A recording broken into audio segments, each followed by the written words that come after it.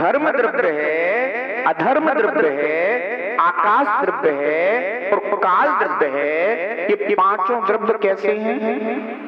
अमूर्त, देखने में नहीं आते, सूंघने में नहीं आते, चखने में नहीं आते, इनमें गंध आदि नहीं होती। तो चक्षु से, नेत्र से जो भी दिखाई दे रहा है ये अजीब जड़ पुद्गल द्रव्य मात्र होता है। आकाश द्रव्य दिखाई नहीं देता। ये तो जो नीला आकाश दिखाई देता है ये केवल आकाश संज्ञा है लोक में, पर आकाश द्रव्य नहीं, पुद्गल है। क्योंकि जो देखने में आए वो कौन सा द्रव्य होता है? पुद्गल द्रव्य होता है। उसी का अपना परिणमन। आकाश द्रव्य यहां पर भी है, क्योंकि आकाश द्रव्य तो कैसा है? अनंत प्रदेश, अनंत आकाश। और उस अनंत आकाश के ठीक मध्य में, कहां पर? ठीक मध्य में यह लोक होता है, जिसे लोकाकाश कहते हैं। अब अनंत आकाश का ठीक मध्य कैसे ज्ञात किया जा सकता है?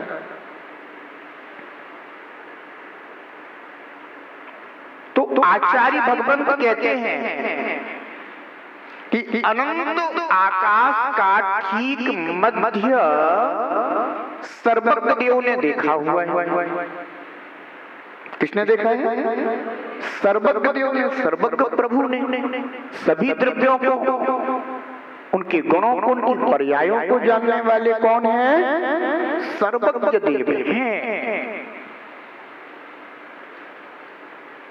आपने एक रचना देखी होगी,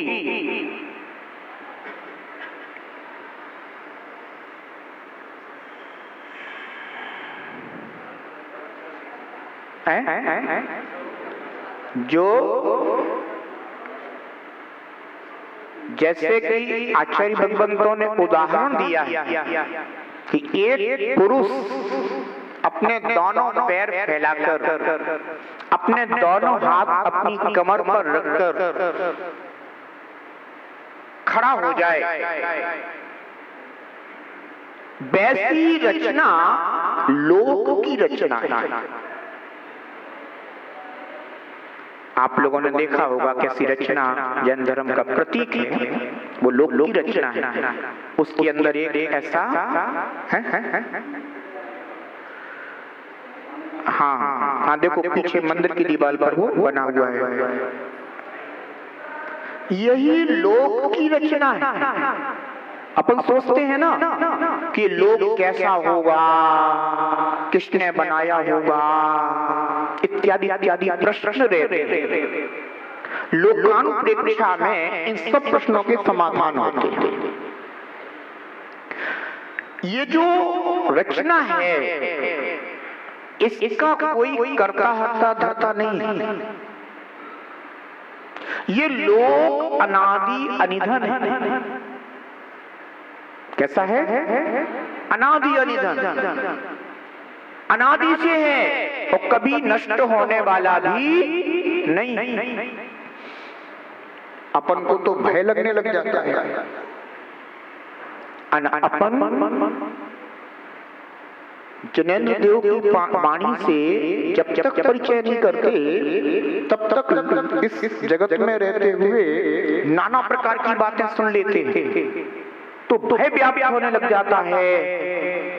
कहीं यह लोक नष्ट ना हो जाए, प्रलय ना हो जाए, सब नष्ट भ्रष्ट हो जाएगा, फिर क्या होगा, इत्यादि। ध्यान रखो, लोक कभी नष्ट नहीं होता। एक बात, कोई भी द्रव्य कभी नष्ट नहीं होता। दूसरी बात, ठीक है ना? कोई द्रव्य कभी नष्ट नहीं होता। और अपन लोग कौन से द्रव्य हैं? जीव द्रव्य है कि नहीं है? जानने देखने की शक्ति अपने अंदर मौजूद है। ज्ञान दर्शन अपना स्वभाव है जीव का। कोई भी द्रव्य कभी नष्ट नहीं होता। अगर जिनेंद्र देव की यह वाणी अपनी श्रद्धा में आ जाए तो डरने की क्या बात है? मैं तो कभी नष्ट होऊंगा ही नहीं। अब प्रलय होता तो हो जाए, जो होता सो हो जाए, घबराने की बात नहीं, डरने की बात नहीं। कोई भी द्रव्य कभी नाश को प्राप्त नहीं होता, पर द्रव्य का एक स्वभाव परिणाम परिवर्तन। कभी द्रव्य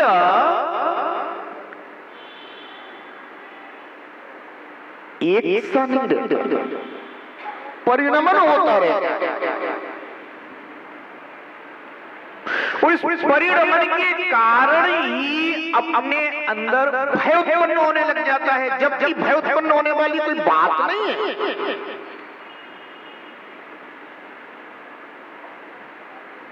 अगर द्रव्य में परिणमन नहीं होता तो अपन कभी आत्मा से परमात्मा बनने की सोच ही नहीं सकते।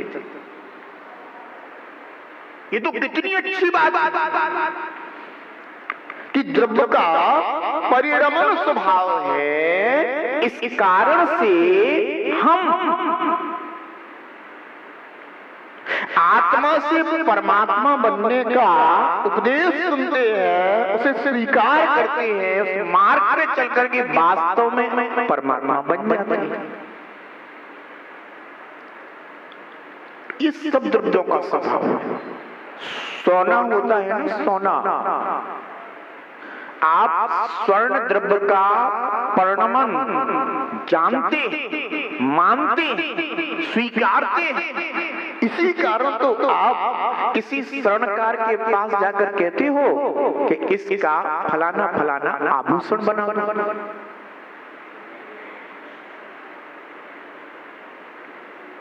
स्वर्णकार उस द्रव्य का परिणमन करके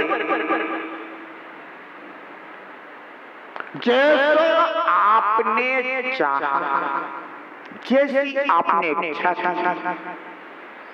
वैसा आभूषण गढ़कर वह तुम्हें प्रदान कर देता है। जब एक स्वर्णकार स्वर्ण द्रव्य को स्वरूप में परिणमन करा देता है, उस परिणमन करने की शक्ति किसमें मौजूद है? उस स्वर्ण द्रव्य में मौजूद है। इसीलिए स्वर्णकार ने उस द्रव्य को जैसी आपने भावना की, इच्छा की, उस रूप में परिणमन करा दिया। शक्ति मौजूद है ना, इसलिए जिस द्रव्य में उस रूप परिणमन करने की शक्ति नहीं होगी, उस द्रव्य को परिणमाया नहीं जा सकता। वह शक्ति मौजूद है।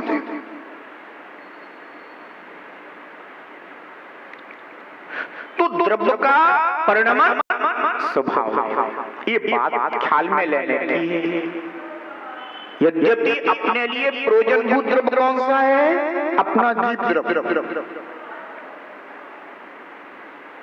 जैसे स्वर्ण द्रव्य में अपनी इच्छा के अनुसार, भावना के अनुसार नाना प्रकार के आभूषण रूप परिणमन कराया जा सकता है, उसी प्रकार अपने जीव द्रव्य का भी, अपने आत्मा का भी आपकी अपनी भावना के अनुसार, इच्छा के अनुसार, निर्णय के अनुसार परिणमन हो सकता है। समझ में आ रहा है कि नहीं आ रहा? आखिर निर्णय तो करना पड़ेगा कि मुझे अपने द्रव्य का किस रूप में चाहिए। एक्चुअल में आज तक अपन ने कभी ये सोचा ही नहीं कि मुझ जीव द्रव्य का परिणमन कैसा होना चाहिए। अनादि से एक ही क्रम चल रहा है कि द्रव्य कर्म के उदय में मुझ जीव द्रव्य का परिणमन नैमित्तिक रूप से चला आ रहा है। अपन ने निर्णय नहीं किया। सच कहूं तो तुमने सोचा भी नहीं होगा, भावना भी नहीं करी होगी कि मैं मनुष्य बन जाऊंगा। वो तो कर्मोदय से, शुभ कर्म के उदय से आज मनुष्य पर्याय में हैं। अब जिनेंद्र देव कहते हैं कि जीव इसी तरह कर्म के निमित्त से इस लोक में जन्म मरण करता चला।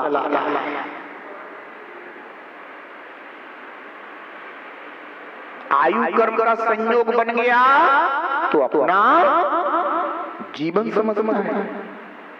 आयु कर्म का वियोग हो गया तो अपना मरण समझता है।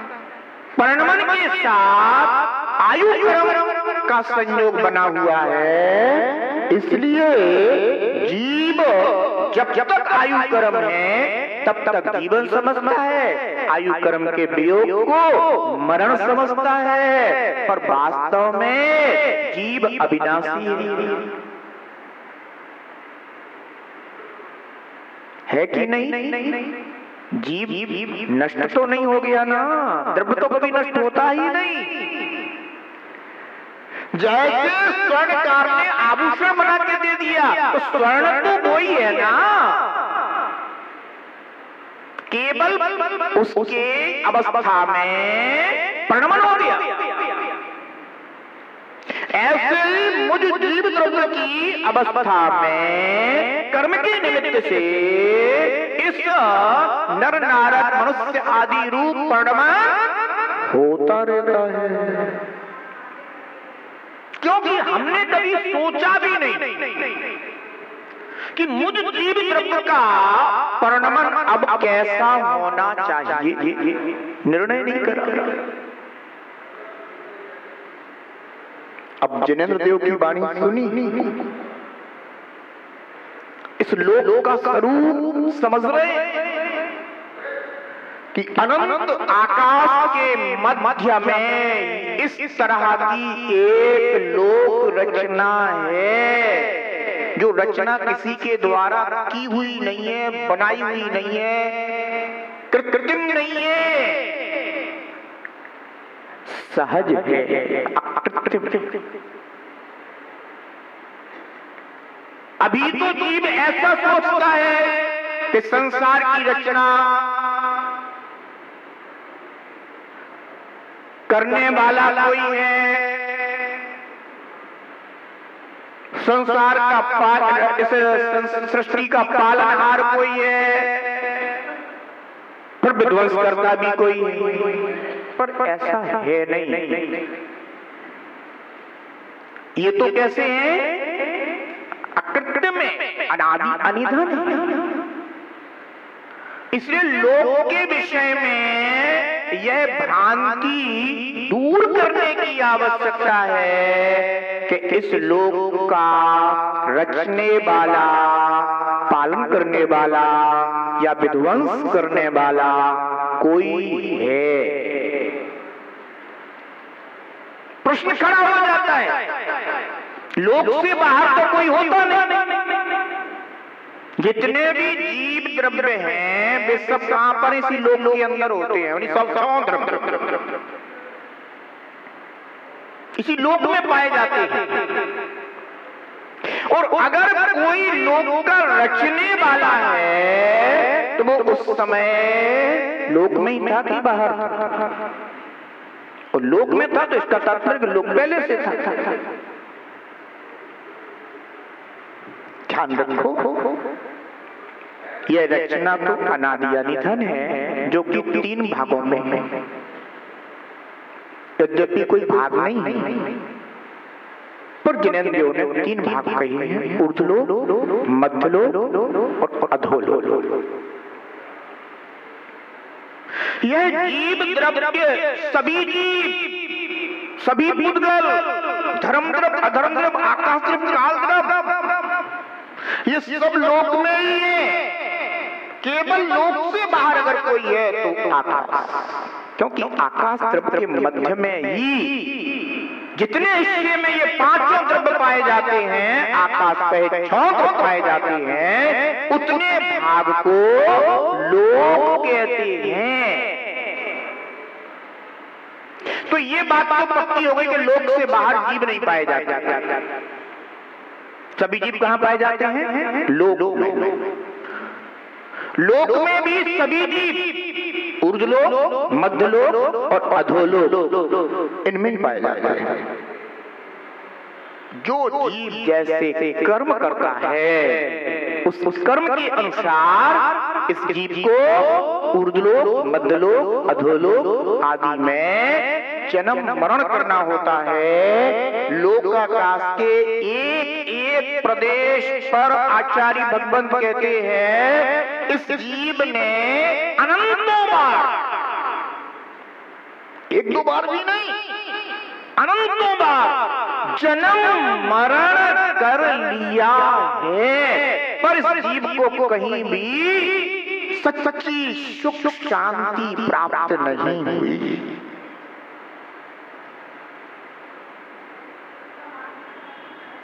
सब तरफ राजा ने देख लिया, जन्म मरण करके देख लिया, पर सच्चा सुख नहीं मिला।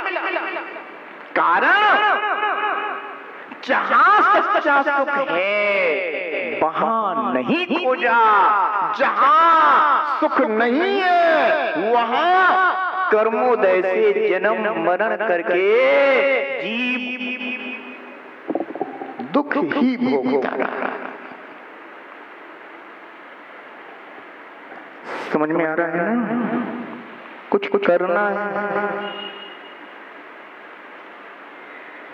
केवल कर्मोदय से प्राप्त पर्याय को और आयु कर्म को भोग कर जीवन व्यतीत नहीं करना, कुछ बनना है।